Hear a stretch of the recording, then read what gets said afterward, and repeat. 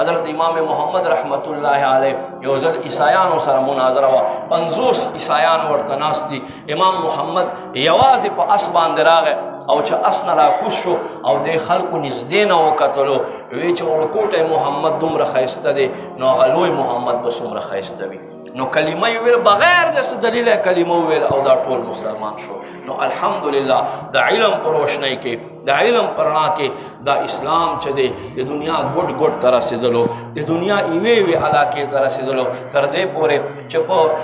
15 هجری کې خواجه خواجگان خواجه چشت اهل بهشت حضرت خواجه غریب نواز رحمت الله تعالی علیه اجمیر ته علم دین را ورسولو او علم دین او خپل فیض سره په یو کرامت باندې 90 لاک خلق مسلمان کړل او بیا دا اسلام خورېدو نن په پاکستان کې کل دومره آبادی نه دی چې څومره هلته په هندوستان کې مسلمان آباد پراته دي دا د هغو خلکو فیضانو چې هغو خلکو به علم ښیلو هغو خلکو به خلکو ته علم دین درس ورکولو دا تا گنج بخش علی حجویری رحمت الله علیه په لاهور کې علم فیضان خور کړو حضرت پیر بابا رحمت الله تعالی علیه دې علاقو ته راغو دې خلکو ته اسلام او درس و تدریس خیلو چې نن وګوره په دې علاقې کې چرته به تا ته بل بد مذهبه سوا د مسلمان ښکاره نشي خو بیا چې مسلمانو دا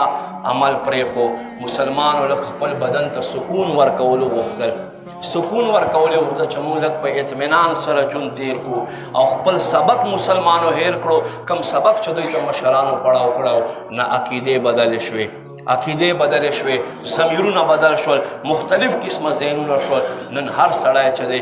اوس څه شی دی په خپل عقل د خپل اټکل په ذریعې سره بس هغه خبر کوي چې د په زړه او په مازغو کې څه وي